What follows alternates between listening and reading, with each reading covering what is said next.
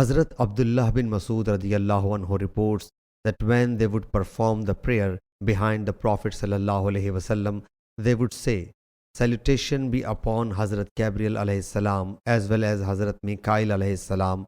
Salutation be upon so and so." When Allah's Apostle sallallahu alaihi wasallam paid his attention to us, he sallallahu alaihi wasallam said, "Allah Jalla Jalaluhu himself is peace. When any one of you performs prayer, he should say, all oral, physical and physical worships, adorations are due to Allah Jalla Jalaluhu. Salutation be upon you, O Prophet sallallahu alaihi wasallam, and the mercy and the blessings of Allah Jalla Jalaluhu.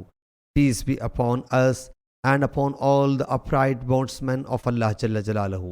When you say that, this salutation will reach every upright bondsman of Allah Jalla Jalaluhu, whether he is in the heaven or in the earth, and say, "I testify that none deserves worship save Allah Jalla Jalaluhu, and I bear witness that Muhammad sallallahu alaihi wasallam is his bondsman and apostle."